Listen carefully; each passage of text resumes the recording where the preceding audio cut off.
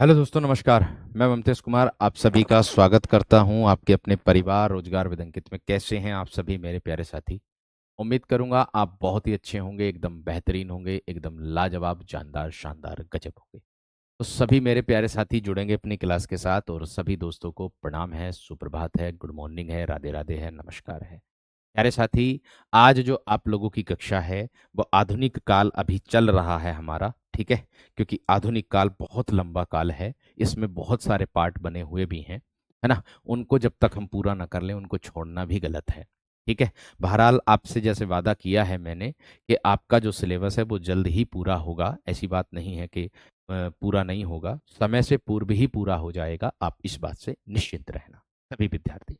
ठीक है जी। तो देखिएगा मेरे दोस्त, आपका उससे आगे जो कल कराया था उससे आगे की कक्षा मेरे दोस्त आप लोगों की ये है, ठीक है? मैंने कहा उससे आगे ये है, जो कल कराया था उससे आगे की कक्षा ये है आपकी। क्या है? दलित मानवता के नायक के रूप में। मैंने कहा आप लोगों से यहां पर ध्यान देना। क्या? दलित मानवता के नायक के रूप में त्रिलोचन ने माओ त्सो तुंग का महत्व प्रतिपादित किया है। इन्होंने तुलसी और गालिब में एक सी आत्मीयता की खोज की है। इन्होंने तुलसी और गालिब में एक सी आत्मीयता की खोज क्या की है मेरे दोस्त? खोज की है। आगे क्या दिया है? डॉक्टर रामविलास शर्मा। आगे देखिएगा, अगला मुख्य बिंदु है। क्या है? डॉक्टर रामविलास शर्मा। डॉक्टर रामविलास शर्मा की कृति है कौन सी? प्रगतिशील साहित्य की समस्याएं। कौन सी है डॉक्टर रामविलास शर्मा की? डॉक्टर रामविलास शर्मा की कृति है प्रगतिशील साहित्य की समस्याएं। का उत्तर रांगे राघव ने प्रगतिशील साहित्य के मानदंड लिख कर दिया है। देखिएगा, यहां ध्यान से देखिएगा, पॉइंट कितना बढ़िया है, मजबूत है एकदम। क्या है? कि डॉक्टर रामविलास शर्मा की कृति रचना प्रगतिशील साहित्य की समस्याएं। इसकी तो रचना ये है, इसकी तो रचना ये है, यहां तक है, ठीक है ना? अब इसका जो उत्तर है, यानी कि समस्याओं का जो उत्तर है वो किसने दिया? वो दिया रांगे राघव ने दिया। किसमें दिया? वो इसमें दिया, प्रगतिशील साहित्य के मानदंड को लिख करके। इसका जो उत्तर है वो प्रगतिशील साहित्य के मानदंड को लिख करके दिया है। इतनी बात सबकी समझ में आ गई? इतनी बात सबकी समझ में आ गई है ना मेरे दोस्त? जल्दी से बता दो। इतनी बात सभी विद्यार्थियों की समझ में आ गई है ना? जल्दी से बता दो पहले तो सब, फटाफट बताओ जल्दी से, थम्स अप करके। आ गया समझ में? आ गया, बैठ गया दिमाग में या ना? आगे देखो। साहित्य अकादमी पुरस्कार से पुरस्कृत कौन सी भैया? साहित्य अकादमी पुरस्कार से पुरस्कृत है कौन? पत्रहीन। पत्रहीन नग्नगाछ मैथिली की बामन कविताएं नागार्जुन तैरोनी दरभंगा के थे, ठीक है? ये पत्रहीन नग्न गाछ जो है ये मैथिली की बामन कविताएं, यानी कि मैथिली भाषा में इसमें बामन कविताएं हैं, और ये साहित्य अकादमी पुरस्कार से पुरस्कृत है। नागार्जुन तारोनी दरभंगा के थे, यानी कि नागार्जुन जो हैं ये दरभंगा के थे, इसमें बताया गया है।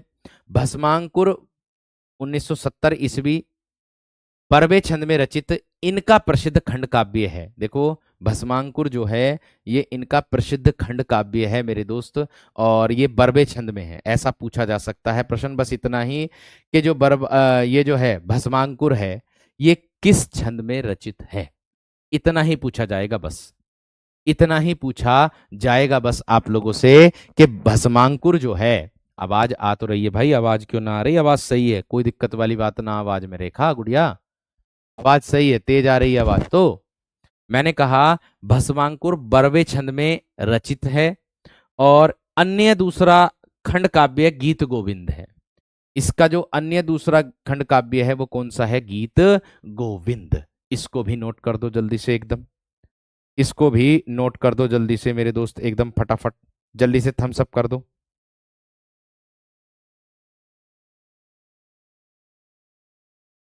जल्दी से थम्स अप कर दो मेरे दोस्त।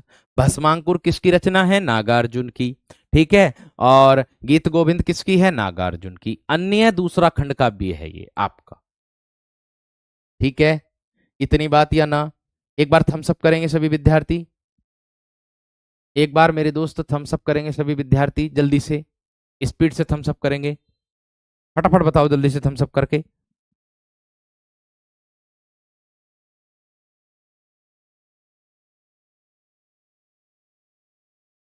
फटाफट बताएंगे जल्दी से थम्स अप करके मेरे दोस्त।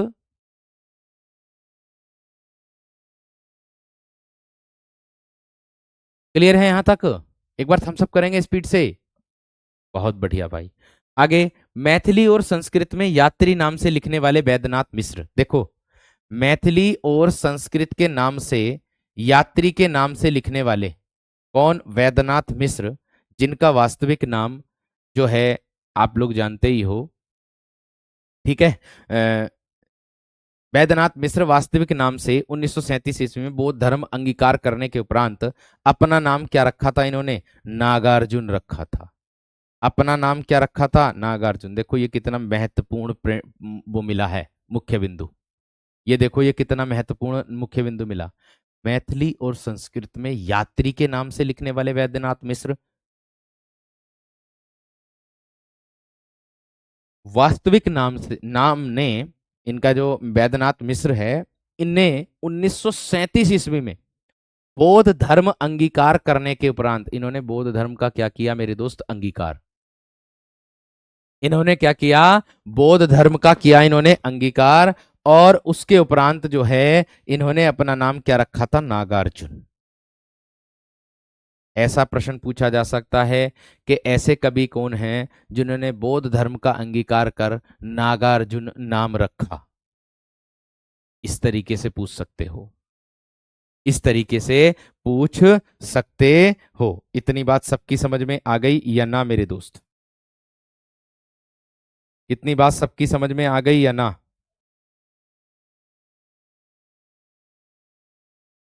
इतनी बात क्लियर हो गई या ना मेरे दोस्त? जल्दी से थम्स अप करके बताओ। इतनी बात क्लियर हो गई या ना? एक बार थम्स अप करके बताओ। यानी कि पहले इनका नाम क्या था? वैद्यनाथ मिश्र, है ना? फिर इन्होंने अपना नाम क्या रख दिया मेरे दोस्त? आपका अंगीकार, मतलब एक प्रकार से बौद्ध धर्म का, बौद्ध मतलब बौद्ध धर्म का स्वीकार किया, बौद्ध धर्म को बौद्ध धर्म में शामिल हुए, ऐसे कह सकते हो।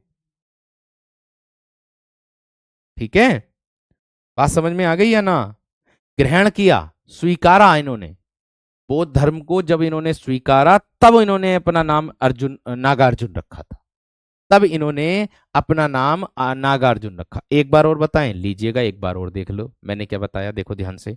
मैंने बताया कि मैथिली और संस्कृत में यात्री नाम से लिखने वाले वैद्यनाथ मिश्र, ये यात्री के नाम से लिखते थे मैथिली और संस्कृत भाषा में कविताएं रचनाएं जो भी करते थे।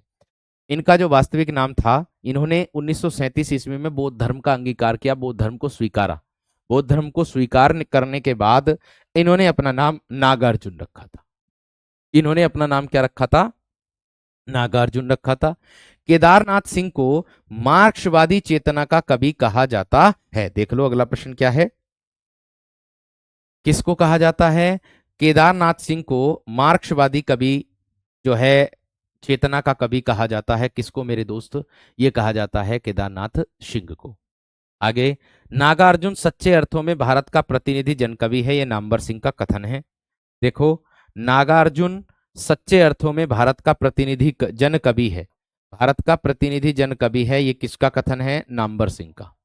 ये किसका कथन है मेरे दोस्त? नामवर सिंह का कथन है। इतनी बात समझ में आ गई, इतनी बात क्लियर हो गई। आगे देखो मेरे दोस्त अगले प्रश्न की ओर, ये पॉइंट टू पॉइंट बना करके लेकर के आया हूं आप लोगों के लिए। देखो, नागार्जुन ने प्रतिहिंसा ही स्थायी भाव है शीर्षक कविता को अपने साहित्य का मैनिफेस्टो, जिसको हम घोषणा पत्र कहा जाता है, जिसको क्या कहा जाता है? घोषणा पत्र कहा जाता है। इतनी बात सबकी समझ में आ गई? अरे एक बार बताना जरा, आवाज आ रही क्या ना? मैनिफेस्टो का मतलब होता है घोषणा पत्र। एक बार मुझे ये बताना सब विद्यार्थी के, आवाज आ रही है ना आ रही मेरी?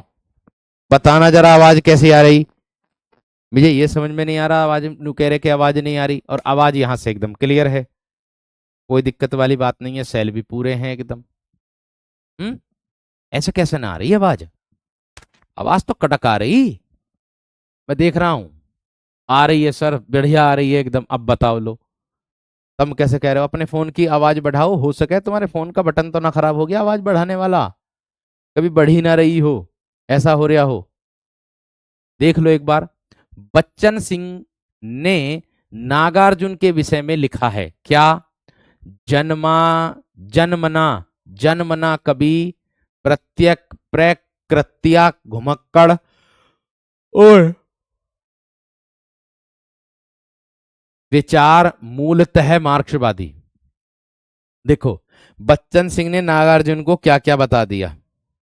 बच्चन सिंह ने नागार्जुन को बताया कि जन्मना कवि है ये, प्रकृत्या घुमक्कड़ और विचार मूलतः मार्क्सवादी कवि, नागार्जुन को बच्चन सिंह ने बताया। लेकिन शमशेर बहादुर ने क्या कह दिया इन्हें? शमशेर बहादुर ने अलग ही कह दिया, मुंहफट कवि कह दिया। शमशेर बहादुर ने इनको मुंहफट कवि कह दिया। शमशेर बहादुर ने इनको मुंहफट कवि कहा है। देखो कितनी अच्छी बात है। अब शमशेर बहादुर सिंह कौन है?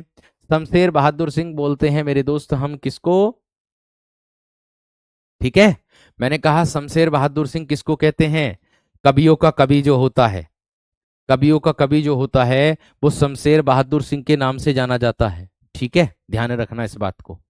आगे देखेंगे अगले प्रश्न की ओर। क्या है? राजनीति कवि के रूप में प्रसिद्ध और प्रगतिवाद के सलाह का पुरुष पुरुष नागार्जुन की कविताओं को बच्चन सिंह ने नुक्कड़ कविता कहा है। कैसी कविता कहा है? नुक्कड़।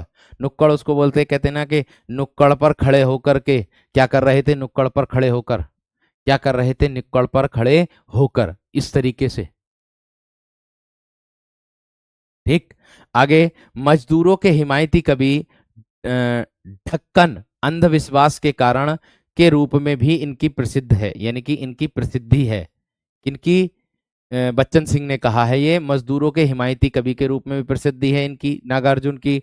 और ढक्कन, एक प्रकार से ढक्कन जो अंधविश्वास के कारण होता है, रूप में भी इनकी प्रसिद्ध है, ये भी दर्शाया जाता है। यानी कि मजदूरों के हिमायती कवि के रूप में भी और अंधविश्वास के कारण ये इनकी प्रसिद्ध है, ये भी एक प्रसिद्धि है। इसको कहा था, कविताओं के बारे में बात हो रही है, ये इनकी प्रसिद्ध कविताएं हैं, इसको दर्शाया जा रहा है ये। बात समझ में आ गई? बात क्लियर हो गई एकदम बेहतर तरीके से।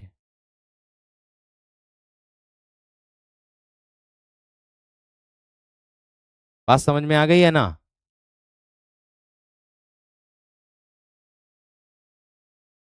ठीक। बहुत बढ़िया, बहुत शानदार, बहुत ही गजब। दीक्षा, गुड़िया, मेरे दोस्त,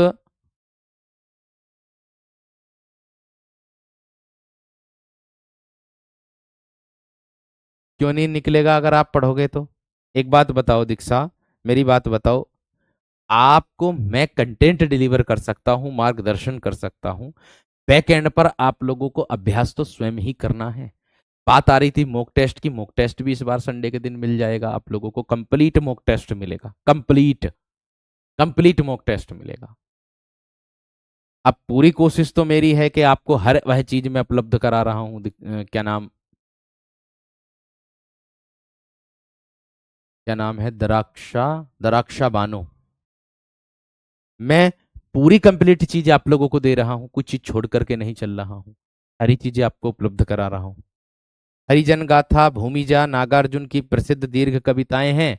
अकाल और उसके बाद सिंदूर, तिलकित भाल, पाषाणी, शासन की बंदूक, देखो ये अच्छा है, शासन की बंदूक, पांच पत भारत माता के, पांच पत भारत माता के, कालिदास बादल को घिरते देखा, इनकी चर्चित कविताएं हैं। ये भी अच्छा प्रश्न है, और ये भी अच्छा प्रश्न है। कालिदास बादल को घिरते देखा, नागार्जुन, नागा अर्जुन। बात समझ में आ गई?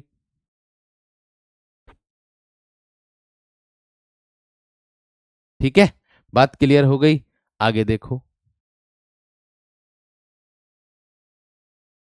आधुनिक युग के कबीर और जनपक्षधरता के कवि नागार्जुन के विषय में कहा जाता है, इनके विषय में क्या कहा जाता है कि कबीर के बाद इतना बड़ा व्यंग कभी दूसरा नहीं हुआ। यानी कि आधुनिक युग के कबीर के रूप में, और अगर मैं बात करता हूं मेरे दोस्त आपके जनपक्षधरता के कवि के रूप में, नागार्जुन के विषय में कहा गया कि कबीर के बाद इतना बड़ा व्यंग कभी दूसरा नहीं हुआ है। साहित्य अकादमी पुरस्कार अपूर्वा रचना पर, रचना अपूर्वा थी उन पर मेरे दोस्त इन्होंने साहित्य अकादमी पुरस्कार प्राप्त किया है। ठीक है, आगे दिया है से पुरस्कृत 1986, और फूल नहीं रंग बोलते हैं रचना पर सोवियत लैंड पुरस्कार पाने वाले कौन? केदारनाथ अग्रवाल। फूल नहीं रंग बोलते हैं पर जो है सोवियत लैंड पुरस्कार पाने वाले कौन है? केदारनाथ अग्रवाल। प्रगतिवादी कवियों में शब्द चयन, भावाभिव्यक्ति, काव्यगत तटस्थता इत्यादि की दृष्टि से सबसे ज्यादा कलात्मक के रूप में है। और एक बात का ध्यान रखना, ये सारे पुरस्कार जितने भी है मैं एक जगह अलग से भी लिखाऊंगा। बात समझ में आ गई? ध्यान रखना मेरे दोस्त। देखो, अंकित सर ने भी एक वीडियो बनाई थी कि उसमें बस ये बताया था कि टीचर्स आपका समय बढ़ा सकते हैं, 3 घंटे, 2 घंटे, 4 घंटे, इस तरीके से कर सकते हैं। लेकिन बाकी के जो देखो एक दिन में 24 घंटे पूरे होते हैं। 24 घंटों में अगर आप लोगों ने 9 से 10 घंटे आप लोगों ने अपने आप को दे दिए ना, इससे अलग, इससे अलग, तो एलटी ग्रेड क्या, दुनिया का कोई सा भी एग्जाम निकाल दोगे। तो एलटी ग्रेड क्या, आप दुनिया का कोई सा भी एग्जाम निकाल दोगे। ठीक है ना, ये बात का ध्यान रखना। मैं आप लोगों के लिए हर वह प्रयास कर रहा हूं। आप समझिएगा, जो टेस्ट आप लोगों को दिया गया है वो मेरे ही द्वारा दिया गया है। अब मैं प्रश्न जो रखूंगा वो सोच विचार के ही तो रखूंगा, ऐसा तो नहीं कि नहीं रखने का सोच विचार करके। मैं अपनी तरफ से पूरी कोशिश कर रहा हूं, बाकी काम आपको करना है भाई। बैक एंड पे तैयारी तो आपको ही करनी होगी। अब ऐसा थोड़ी कि मैं प्रत्येक विद्यार्थी के घर जा जा करके या प्रत्येक विद्यार्थी को मैं फोन करूंगा, भाई पढ़ ले, भाई पढ़ ले, एलटी ग्रेड का पेपर है भाई पढ़ ले। ऐसा नहीं संभव है मेरे वीर, ऐसे संभव नहीं है। ऑफलाइन में होता तो हम कर सकते थे क्योंकि आप रोज देखते सामने, लेकिन अब मुझे ये भी नहीं पता आपका फेस कैसा है, आप कैसे दिखते हो, है ना, मुझे नहीं पता। आप बेशक हमें पहचान लो कहीं भी चल करके, हमें अगर कोई पहचान लेगा तो हम बोल जाते हैं, और जब हमें कोई पहचानता ही नहीं है तो भैया हम, किसी ने अगर हम उससे बोलने लगे कि आप पढ़ते हो, अगर भैया उल्टी पड़ गई कोई भी बात तो गड़बड़ हो जाएगी। तो इसलिए भैया जो बोलता है और हमें मिलता है उसको हम सजेशन भी देते हैं और बात भी करते हैं, ऐसा नहीं है। ठीक है ना, तो मेहनत आपको ही करनी होगी। चलो आगे देखो, रचनात्मक यात्रा के आरंभिक पड़ाव में केदारनाथ अग्रवाल बालेंदु उपनाम से काव्य रचनाएं किया करते थे। देखो कितनी अच्छी बात है, बालेंदु उपनाम से। आपसे पूछा जा सकता है कि बालेंदु उपनाम किसका है ना, आपसे पूछा जा सकता है कि बालेंदु जो उपनाम है वो किसका है। बात समझ में आ गई क्या ना। और हाँ, आप लोगों का कहना है कि भैया जी हमारा रिवीजन हो जाए, तो रिवीजन के लिए मैंने आपको बोला हुआ तो है कि जैसे ही मैं आप लोगों का सिलेबस पूर्ण करा दूंगा फिर मैं आपके लिए पूर्ण रूप से यूट्यूब पर उतर जाऊंगा एकदम बेहतर तरीके से। ठीक है, बस सिलेबस पूर्ण कराने की बात है। मैंने बोला अक्टूबर के लास्ट तक, है ना। अब ये कम से कम 5-6 दिन की छुट्टी भी आ रही है, अब उसमें हमें यूट्यूब पर भी क्लास लेनी है, एप्लीकेशन पर भी क्लास लेनी है। ठीक है, एप्लीकेशन पर आप लोगों का कोर्स पूरा कराना ही कराना है किसी भी तरीके से, तो आपकी तो छुट्टी कर नहीं सकते किसी भी तरीके से, ये भी बात समझो आप। बात समझ रहे कि नहीं, बात क्लियर है कि नहीं? तो ये बात समझिएगा, है ना। हमारे लिए तो कोई त्योहार नहीं, कोई छुट्टी नहीं, एक प्रकार से ऐसा समझ लो ऑनलाइन है। आप लोग तो कर सकते हो, त्योहार मना सकते हो कि टीचर ने पढ़ा दिया, चल क्लास तो रिकॉर्ड हो ही गई, इसको बाद में देख लूंगा मैं। लेकिन हमें तो क्लास करनी है तो करनी है मेरे दोस्त, ये भी तो समझो। चलो आगे देखो, रचनाएं किया करते थे। देश विदेश की कविताएं इनकी एक अनुदित कृति है, जिसमें देश विदेश की अनेक कवियों की कविताएं जो हैं क्या हैं, संग्रहित हैं। आगे दिया है प्रगतिवाद की कुछ प्रमुख रचनाएं हैं मेरे दोस्त, जिसके बारे में कुछ कहा भी है, इसको ध्यान में रखना है। देखो,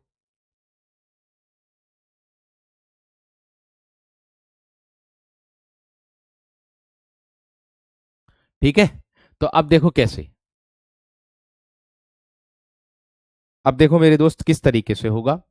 करुण सतसई की बात करूंगा तो ब्रज भाषा में रचित है ये, ध्यान से देखना मेरे वीरों। अच्छा पॉइंट है, अच्छा प्रश्न है, देख लो। हर वह प्रयास आप लोगों के लिए किया गया, आप देख सकते हो, मेहनत देख सकते हो, कहने की आवश्यकता ही नहीं है आपको। करुण सतसई ब्रज भाषा में रचित है, 700 प्रगतिशील दोहों का संकलन है इसमें, और 1934 ईस्वी में लाहौर से प्रकाशित होती है। इसके संकलनकर्ता का जो नाम है रामेश्वर करुण है। इसके संकलनकर्ता का जो नाम है रामेश्वर करुण है। आप कहीं भी प्लेटफॉर्म से उठा करके देख लो, कंटेंट आपको अलग ही मिलेगा, आपको अलग ही मिलेगा। कहीं भी प्लेटफॉर्म से उठा के देख लो दोस्त। बाकी आपको कुछ में ये कहने की आवश्यकता नहीं है, कि मैं तो बस इतना ही कहूंगा कि आपको परीक्षा में ईश्वर आपको सफलता प्रदान करे, बस इतना ही कहूंगा। ठीक है।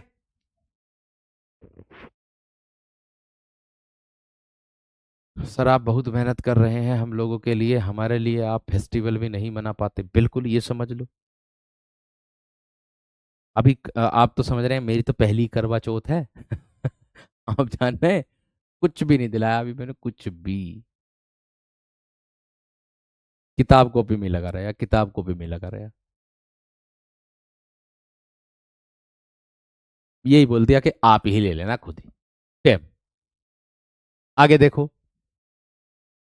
ग्राम्या, डॉक्टर नगेंद्र ने ग्राम्या को प्रगतिवाद की तुतलाहट कहा। देखो कितनी अच्छी बात है, कितनी अच्छी बात है। देखो ग्राम्या जो है, डॉक्टर नगेंद्र ने ग्राम्या को क्या कहा, प्रगतिवाद की तुतलाहट। प्रगतिवाद की तुतलाहट, तुतलाहट तोतलापन, तुतलाहट मतलब तोतलापन होता है। नहीं मैं नहीं व्रत रहूंगा, मैं नहीं रहूंगा, वही रहेंगी। आगे देखो, क्वेश्चन ऐसे ही आएंगे गुड़िया रानी, इसी तरीके से आएंगे। जैसे मैंने बोला कि करुण सतसई के लेखक कौन है, आपको ये पूछा जा सकता है। ये आपसे ये पूछा जा सकता है कि करुण सतसई कौन सी भाषा में रचित है, ब्रज भाषा में। ये आपसे ये पूछा जा सकता है कि करुण सतसई में कितने दोहों का संकलन है, 700। ऐसे पूछा सकता है। एमसीक्यू इससे ही बनेंगे, थ्योरी से ही एमसीक्यू बनेंगे, परेशान ना हो। समझ में आ गई। आगे देखो, निराला की प्रसिद्ध प्रगतिवादी कविताएं कौन कौन सी हैं, बादल राग, भिक्षुक, है ना, और तोड़ती पत्थर, कुकुरमुत्ता, ये प्रगतिवादी कविताएं हैं इनकी सारी। पंत की प्रसिद्ध प्रगतिवादी कविताएं द्रुत, झरो, मानव, बांसों का झुरमुट, है ना। दिनकर की प्रगतिवादी कविताएं रेणुका में संकलित, कसमे देवाय, तांडव कविता की पुकार, दिल्ली, ये हो जाएंगी। बात समझ में आ गई है ना, एकदम क्लियर हो गई। आगे देखो, बालकृष्ण नवीन की कविताएं विप्लव गायन, है ना। ये क्या है, लक्ष्मी नारायण दुबे के अनुसार 1925 में, जबकि देवकी दत्त के अनुसार 1930। देखो, हर एक कवि ने तो अलग अलग मत दिया है। विप्लव गायन का जो प्रकाशन है वो लक्ष्मी नारायण के अनुसार जो है 1925 बताया, और देवकी दत्त के अनुसार 1930। मैंने दोनों के दोनों ही लिख दिए, कुछ भी हो, मैंने दोनों के दोनों ही लिख दिए, कुछ भी हो।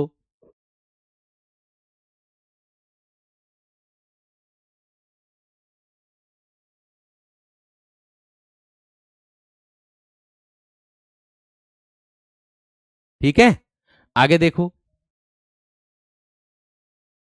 अनगला अन लगान एक ये है, एक झूठे पत्ते है, ठीक है, एक ये है। बात समझ में आ गई। चलिए, बहुत बढ़िया, बहुत शानदार, बहुत ही गजब। और हाँ, एक बात और आपको बताना चाहूंगा। देखो, रक्षा बानो गुड़िया कह रही है एमसीक्यू करवाएं। एमसीक्यू गुड़िया रानी, वो मैं आप लोगों को किस में दे रहा हूं, वो जो आपकी मॉक टेस्ट है ना, उसमें दे रहा हूं, है ना। अब देखो, सातों सात अगर आप चाहते हो कि ये भी हो वो भी हो, तो संभव नहीं है, खिचड़ी पक जाएगी आपके दिमाग में। पहले सिलेबस पूरा कर लोगे तब जा करके क्वेश्चन लगाने में आनंद ही कुछ और आएगा। क्यों? क्योंकि आपको ऐसा लगेगा कि भाई मैंने तो पढ़ लिया, मेरा तो अच्छा हो गया। और अगर डायरेक्ट आप प्रश्न लगाओगे ना तो आप कहोगे रे प्रश्न ही ना मिल रहे, मैंने तो पढ़ा ही ना है। ठीक है, मैंने तो पढ़ा ही ना है। इतनी बात समझ में आ रही कि नहीं? चलिए आगे देखो। आरसी प्रसाद सिंह, रक्त पर्व, इसमें स्पष्ट शब्दों में साम्यवाद का घोष किया गया है। ठीक है, आगे प्रगतिशील लेखक संघ, अंतरराष्ट्रीय स्तर की संस्था एक दृष्टि में अगर बात करूं तो गुरुजी मैम भी पढ़ती हैं कि हाँ जी पढ़ती हैं भैया। मैं तो बताऊं आपको, ये समझ लो कि ये तो मुझे पता ही नहीं था कि हमारी शादी इनसे होगी। मुझे तो नहीं पता था भैया, अचानक से ही बनी बात, जैसे भी बनी रिश्ता वगैरह जो भी आया। लेकिन इत्तेफाक ये निकला कि मैम जो हैं, मैडम जी जो हैं हमारी, वो हमसे एक वर्ष पढ़ी हुई हैं। एक वर्ष उन्होंने पढ़ा है हमसे पूरा प्रॉपर। और जब हम मतलब शादी होने के बाद दोबारा से मतलब घर गए थे तो उन्होंने मुझे अपने प्रॉपर नोट्स भी दिखाए हिंदी के बने हुए।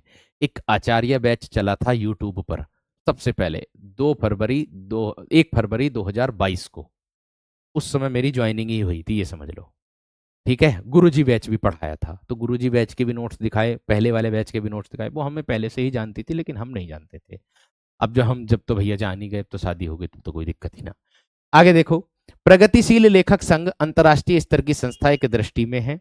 तो यहां देखिएगा, अगर मैं बात करूंगा 1935 में लंदन पेरिस में भारतीय प्रगतिशील लेखक की स्थापना, प्रगतिशील लेखक संघ की स्थापना लंदन में E.M. फास्टर के नेतृत्व में हुई थी। भैया अगर पूछ सके तो आप लोगों को ध्यान रखना, आप लोग ध्यान रखना इस बात का। आगे 1936 भारत में प्रगतिशील लेखक संघ की स्थापना हुई थी, यह ध्यान रखना है। भारतीय प्रगतिशील लेखक की स्थापना, भारत में प्रगतिशील लेखक संघ की स्थापना, प्रगतिशील लेखक संघ की स्थापना लंदन में हुई थी।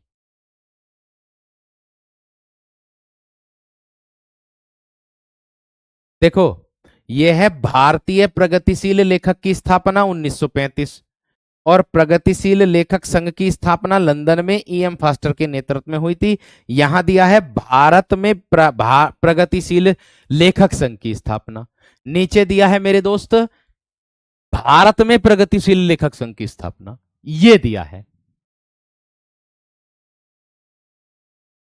समानता को दर्शाता है, साम्यवाद जो है। ठीक है, आगे देखो, 10 अप्रैल 1936 प्रगतिशील लेखक संघ का प्रथम अधिवेशन लखनऊ में हुआ था और अध्यक्षता प्रेमचंद द्वारा की गई थी। अध्यक्षता जो है वो किसके द्वारा की गई थी? प्रेमचंद के द्वारा की गई थी। बात समझ में आ गई? आगे देखो मेरे दोस्त, आगे क्या कहता है। कलकत्ता अधिवेशन, अध्यक्षता टैगोर।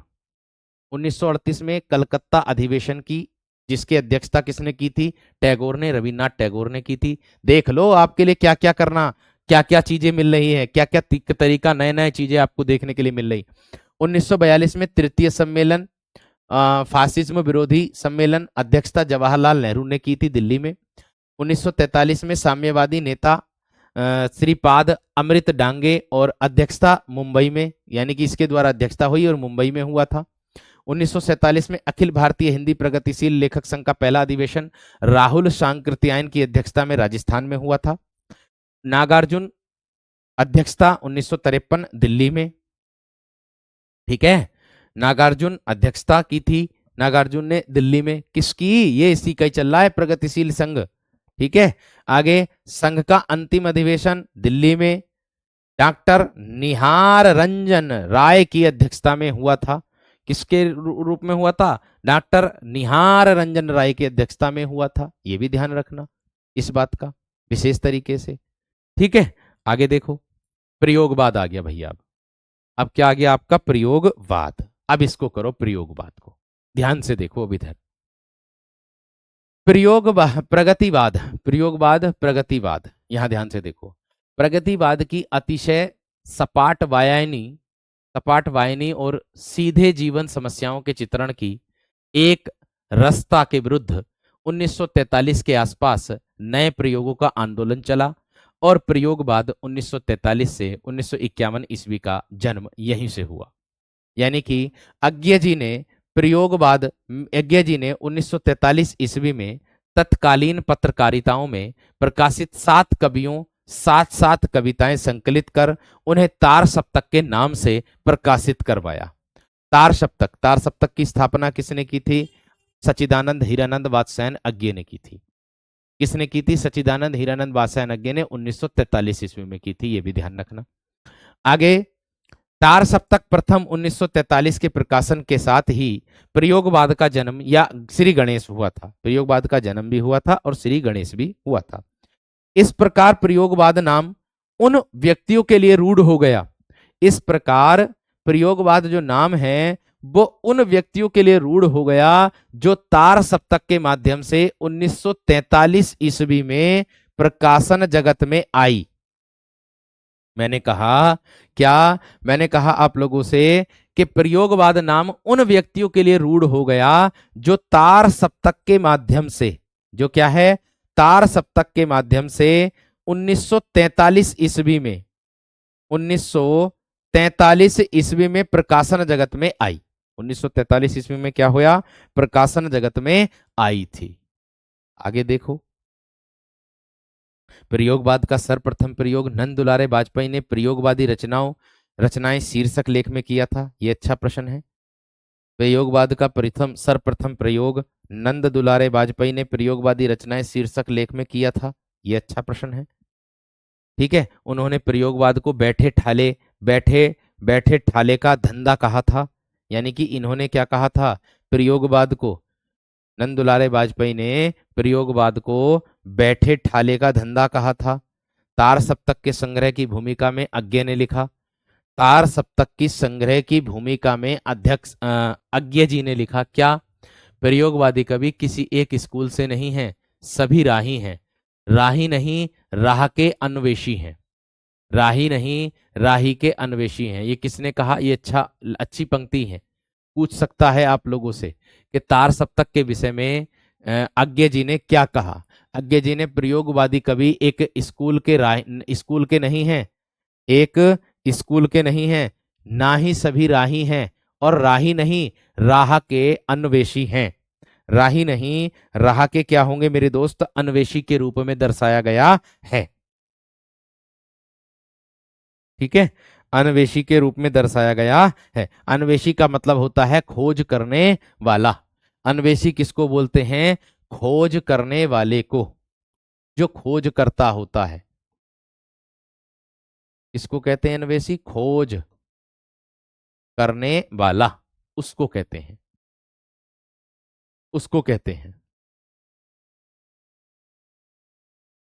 ठीक है, आगे देखो। 1947 ईस्वी में अज्ञे द्वारा प्रकाशित प्रतीक पत्रिका, अज्ञे के द्वारा एक प्रकाशित पत्रिका हुई प्रतीक और पाटल एवं दृष्टिकोण पत्रिका से प्रयोगवाद को बल मिला। यानी कि देखो भैया, आप लोगों से प्रश्न ये बन सकता है क्या कि किन पत्रिकाओं के द्वारा प्रयोगवाद को बल मिला? तो भैया 1947 ईस्वी में अज्ञे जी के द्वारा प्रकाशित हुई प्रतीक, पाटल और दृष्टिकोण। इन पत्रिकाओं से, तीनों से क्या मिला? बल मिला। क्या मिला? बल मिला। आगे देखो, अज्ञे के संपादकत्व में ही 1951 में दूसरा सप्तक का प्रकाशन हुआ। इनके संपादकत्व में ही हुआ था, दूसरा भी आपका, जिससे प्रयोगवाद हिंदी में भली भांति प्रतिष्ठित हो गया। इस प्रकार प्रयोगवाद की चर्चा तार सप्तक संग्रह में से शुरू हुई। प्रतीक पत्रिका से इसे बल मिला और दूसरा तार सप्तक जो है वो प्रयोगवाद के समानांतर भी चला। यानी कि उसको बोला गया है प्रपदवाद। यानी कि प्रयोगवाद के समानांतर इसको क्या बोला गया है? प्रपदवाद भी चला, जिसे नकेनवाद भी कहते हैं। जिसे क्या कहते हैं? नकेनवाद भी कहते हैं। प्रयोगवाद में के समानांतर जो है क्या है? एक प्रबद्धवाद भी है जो चला है, जिसे नकेनवाद भी कहा जाता है, प्रयोगवाद के समानांतर है, इसी को बोला गया है। बल मतलब साहस को कहते हैं। बल मतलब किसको कहते हैं दोस्त? आपके साहस को कहते हैं। ठीक है, किसको कहते हैं? साहस को कहते हैं। आगे क्या कह रहा है? दोनों में मूल अंतर यह है कि प्रपदवादी प्रयोग को सांध्य मानते हैं। ध्यान से देखो, दोनों में अंतर क्या है? यानी कि इसको जो है वो कौन मानते हैं? सांध्य मानते हैं। जबकि प्रयोगवादी प्रयोग को साधन, जबकि प्रयोगवादी प्रयोग को साधन मानते हैं। केसरी कुमार जैसे कुछ समीक्षक प्रयोगवाद का प्रारंभ प्रबद्ध प्रपदवाद से मानते हुए लिखते हैं कि, देखो ये कुछ एक कवि हैं, किसका नाम है? केसरी कुमार। इन्होंने जो है इस प्रयोगवाद का प्रारंभ किससे माना है? प्रपदवाद से मानते हुए इन्होंने लिखा है, क्या लिखा? हिंदी कविता में प्रयोगवाद का वास्तविक आरंभ 1936 से 38 में लिखी गई नलिन विलोचन शर्मा की जो कविताएं हैं, पसपसा नकेन के प्रपद्ध से होता है, ये इन्होंने बताया। इन्होंने बताया कि प्रयोगवाद के 3 प्रयोग क्षेत्र माने जा सकते हैं: प्रपद्यवादी क्षेत्र, कविता क्षेत्र, तार सप्तकीय कविता क्षेत्र और नई कविता क्षेत्र। ये इन्होंने बताया कि इन्होंने केसरी कुमार ने, ये नई चीज है, नई बात मिली है आपको। कल छुट्टी कर दीजिए, छुट्टी नहीं होगी भाई, देखो कल, देखो सिलेबस बहुत ज्यादा है, आप समझो बात को मेरी भी, ठीक है? सिलेबस बहुत ज्यादा है, आप समझो। मैं तो ये समझ रहा हूँ, ये समझो कि मैं आपका सिलेबस व्याकरण का साथों साथ लेकर के चल रहा हूँ, ये सोचो। समझ रहे हैं? मैं आपका जो सिलेबस है वो साथों साथ लेकर के चल रहा हूँ। ठीक है, आगे देखो, नई नई चीजें मिल रही हैं, देख लो इसमें। प्रयोगवादी कवियों ने आगे चल करके प्रयोगवाद नाम को गलत करार दिया, यानी कि प्रयोगवादी जो कवि है ना, इन्होंने आगे चल करके इस प्रयोगवाद को गलत करार दे दिया नाम को। इनका कहना था कि हिंदी की इस नई कविता या नई प्रवृत्ति को प्रयोगवाद कहना उतना ही है जितना किसी कवि को कवितावाद कहना। इन्होंने कहा क्या? इन्होंने कहा कि हिंदी की इस नई कविता या नई प्रवृत्ति को प्रयोगवाद कहना उतना ही है जितना कि किसी कवि को कविता कहना, जितना कि किसी कवि को कविता का कहना, उसको दिखाया जाएगा।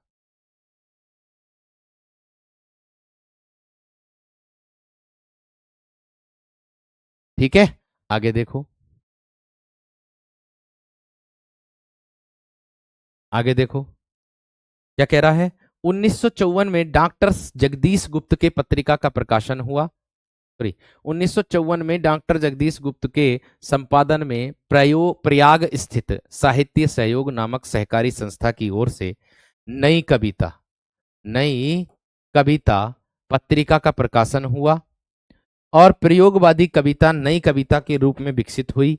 इस प्रकार प्रयोगवादी कविता का स्वाभाविक विकास नई कविता है। देख लो, प्रयोगवादी कविता का नाम जो है कैसे पड़ गया? नई कविता, ऐसे ऐसे पड़ा है। अब देख लो तुम, इस तरीके से पढ़ा है, ऐसे पढ़ा है। बात समझ में आ गई है ना? बात क्लियर हो गई है? इस लाइन का आशय ये है कि इन्होंने कहा, प्रयोगवाद नाम को गलत करार दे दिया था। जो प्रयोगवादी कवि थे सारे, इनका कहना था कि हिंदी की इस नई कविता या नई प्रवृत्ति को प्रयोगवाद कहना उतना ही है जितना किसी कवि को कवितावादी कहना। यानी कि किसी को प्रयोगवाद अगर हम कह रहे हैं तो वो उतना ही कहना है जितना कि किसी कवि को कवितावादी कहना, यानी कि कोई कवि कवितावादी कहे, उसको दर्शाता है, उसको दर्शाता है। ठीक है, आगे देखिएगा। प्रयोगवाद का समय हर एक कवि ने अलग अलग बताया, देख लो। बच्चन सिंह ने 1943 से 1951, मैंने आपके सामने कर दिया प्रत्यक्ष। ठीक है जी, मैंने आपके सामने प्रत्यक्ष कर दिया। गणपति चंद्र गुप्त ने 1943 से 1950 बताया है। गणपति चंद्र गुप्त ने 1943 से 1950 बताया है। प्रयोगवाद और नई कविता, यहां देख लीजिएगा। प्रयोगवाद का नामकरण नंद दुलारे वाजपेयी ने किया था। प्रपदवाद का नामकरण नलिन बिलोचन शर्मा ने। मैं सारी चीजें आपको क्लियर करके चल रहा हूं वीरो, देख लो आपके सामने है। जो मैं थ्योरी पढ़ा रहा हूं उसको मैं फिर बाद में एक लाइन के तौर पर क्वेश्चन के रूप में भी लेकर के आ रहा हूं। इससे आसान क्या ही हो सकता है। नई कविता का नामकरण किया था भैया जी आपका जग्गे जी ने। देख लो, प्रयोगवाद का नामकरण नंदुलारे वाजपेयी, प्रपदवाद का नामकरण नलिन विलोचन शर्मा, और नई कविता का नामकरण अज्ञे जी ने। किसने? अज्ञे जी ने। गणपति चंद्र गुप्त ने व्यक्तिवाद और यथार्थवाद, इन दोनों प्रवृत्तियों को ध्यान में रखते हुए इसे व्यक्तिपरक यथार्थवाद की संज्ञा से अभिहित किया है। किसको? प्रयोगवाद और नई कविता को। देख लो, इन्होंने व्यक्तिपरक और यथार्थवाद के रूप में इस संज्ञा से अभिनिहित किया है। किन्होंने? गणपति चंद्र गुप्त ने। किन्होंने किया? गणपति चंद्र गुप्त ने।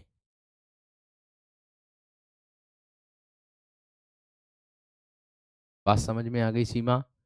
क्लियर हो गई इतनी बात? चलिएगा आगे देखो, प्रयोगवाद की विशेषताएं क्या क्या हो सकती हैं वो देखो आपके सामने। घोर अहमनिष्ठ व्यक्तिवाद, किंतु हम हैं नदी के द्वीप, हम धारा नहीं हैं, अज्ञे जी ने कहा। किसने कहा? अज्ञे जी ने कहा। अति नग्न अति नग्न यथार्थवाद, मेरे मन की अंधियारी कोठरी में अतृप्त आकांक्षाओं की वेश्या बुरी तरह खास रही है। ये भी इसकी विशेषताएं हैं। इसका अर्थ है ये इसका अर्थ है ऊपर वाले का, ये इसका अर्थ है। निराशावादिता, इसमें क्या होता है? मैं रथ का टूटा हुआ पहिया हूं, लेकिन मुझे फेंको मत, ये धर्मवीर भारती। निराशावादिता। दुख का महत्व स्वीकार्य, दुख सबको मांझता है, चाहे वह स्वयं सबको मुक्ति देना न जाने। क्षणवाद और नियतिवाद, एक क्षण क्षण में प्रभामान व्याप्त संपूर्ण अज्ञे, दास में भी हूं निर्यात का, क्या भला विश्वास मेरा अज्ञे। कथन है, ये ध्यान रखना, ये कथन भी बोले हैं इसके अंतर्गत। विषय विविधता एवं सामान्य विषयों का महत्व, चाय की प्याली, रेडियम की घड़ी, चूड़ी का टुकड़ा, बाथरूम, गरम पकौड़ी, ये इत्यादि, ये इसके अंतर्गत इस प्रयोगवाद की विशेषताएं आती हैं। सामान्य विषयों का महत्व भी बताती हैं। एक चाय की प्याली हो, है ना, और गरम पकौड़ा हो, रेडियम की घड़ी हो, चूड़ी का टुकड़ा हो, है ना, बाथरूम, गरम पकौड़ी हो, ये विषय विषय वैविध्यता के अंतर्गत आती हैं। इसके अंतर्गत बताया, इसके विषयों को, सामान्य विषयों का महत्व बताया इसके अंतर्गत। सामान्य विषयों का महत्व बताया इसके अंतर्गत। कल का बोर्ड का पीडीएफ तो डल गया है। अरे भाई, कल का बोर्ड पीडीएफ तो डल गया था।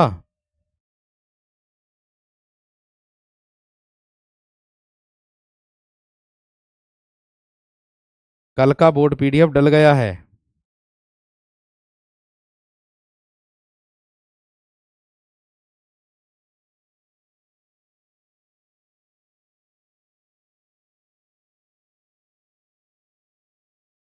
ठीक है।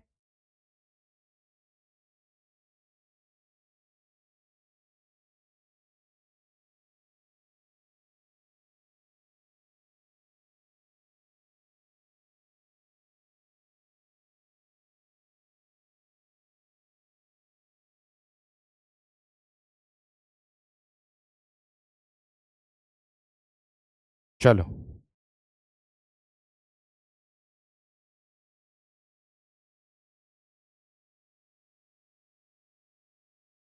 आगे बढ़ूं मेरे दोस्त।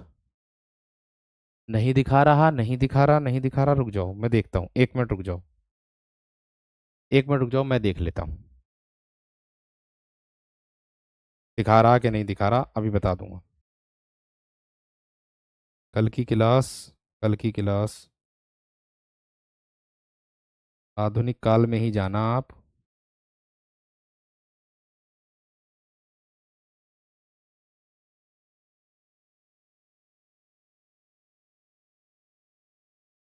8 तारीख की क्लास तो है। अच्छा, बोर्ड पीडीएफ नहीं है इसमें। ठीक है, पढ़ जाएगी आज, आज पढ़ जाएगी, निश्चिंत रहें। अभी डलवा दूंगा मैं, अभी डलवा दूंगा थोड़ी देर में बोर्ड पीडीएफ। इसके साथ ही उसको भी डलवा दूंगा, बेफिक्र रहो। आगे भावुकता के स्थान पर ठोस या अति बौद्धिकता, इसमें ये विशेषताएं चल रही हैं सब उसकी। प्रयोगवादी कविता में भावना है किंतु हर भावना के सामने एक प्रश्न चिन्ह लगा हुआ है। इस प्रश्न चिन्ह को आप बौद्धिकता कह सकते हैं, यह धर्मवीर भारती का कथन है। प्रयोगवादी कविता में मध्यम वर्गीय व्यक्ति जीवन की जड़ता, कुंठा, अनास्था, पराजय और मानसिक संघर्ष के सत्य की अभिव्यक्ति है। कला पक्ष संबंधी विशेषताएं क्या होंगी? भाषा शैली खड़ी बोली हिंदी निष्ठ होनी चाहिए और छंद विधान शब्द लय के स्थान पर अर्थ लय की प्रमुखता होनी चाहिए।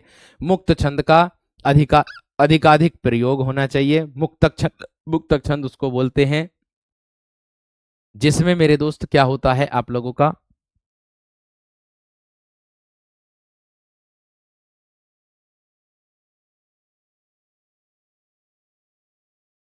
ऐसा नहीं है सत्येंद्र मेरे दोस्त, ऐसा नहीं है, वो लिखा होगा ऐसी बात नहीं है, उसका नेतृत्व किया होगा।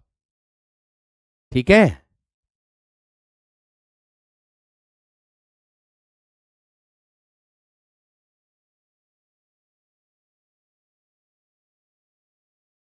देखो अगर हम कभी भी वो छोटी पुस्तक पढ़ते हैं कोई जिसमें कम कंटेंट होता है ना, है ना, तो मेरे दोस्त हमको अगर कंटेंट, अगर हम किसी भी चीज की जानकारी लें तो उस जानकारी को हम जब पढ़ेंगे तो वो मेरे दोस्त हमें डीप तौर पर मिलेगी। ये बात का विशेष ध्यान रखना, ठीक है ना मेरे दोस्त, वो डीप जानकारी है मेरे शेर वो वाली, इसकी परेशान ना हो। ठीक है, आगे ये हो गया। आगे दिया है उपमानों एवं बिंबों का प्रयोग और प्यार के बल्ब का फ्यूज होना, उजले वस्त्र को कफन की उपमा देना, बादल की हड्डी कहना, बादल को हड्डी कहना, टूटते हुए सपनों का भुंजा भुंजा हुआ पापड़, यानी कि भुना हुआ पापड़ कह सकते हो, एक प्रकार के सपनों का भुंजा हुआ कहना, है ना, पापड़ कहना इत्यादि, ये सब कला पक्ष संबंधी हैं। आगे आता है प्रयोगवाद का आक्षेप। ये क्या आता है मेरे दोस्त? प्रयोगवाद का आक्षेप, उसको दर्शाता है। ठीक है,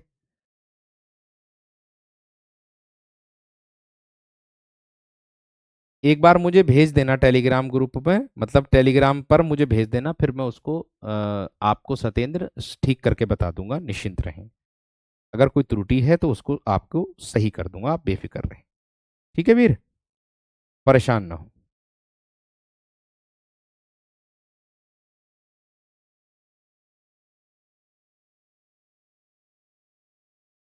ठीक है ना?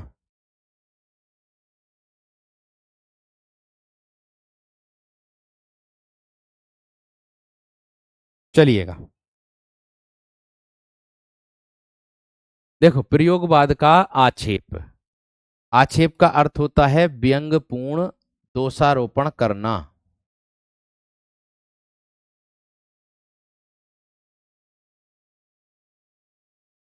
व्यंग्यपूर्ण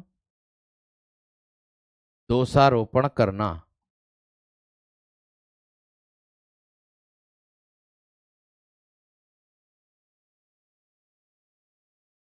क्या हो जाएगा मेरे दोस्त? आक्षेप का मतलब होता है क्या? कि व्यंग्यपूर्ण, ठीक है, व्यंग्यपूर्ण, व्यंग्यपूर्ण दोषारोपण करना, व्यंग को दर्शाता है जो।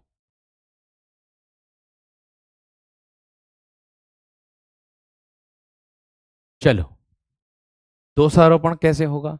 साधारणीकरण का अभाव, ये डॉक्टर नगेंद्र एवं नंद दुलारे वाजपेयी ने कहा था। इसमें साधारणीकरण का अभाव है प्रयोगवाद के आक्षेप में, जो दोष दोष जितने हैं उनको दूर करना, ये बताया गया है इसी में। ठीक है, उसको दर्शाया गया है।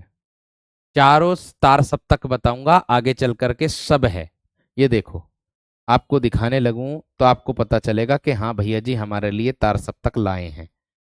ठीक है, परेशान ना हो, आप लोगों को मैं बताऊंगा, प्रयोगवादी काव्य भी बताऊंगा। कहाँ तार सप्तक? नीचे दे रखे हैं तार सप्तक, कवि और उससे संबंधित भी हैं।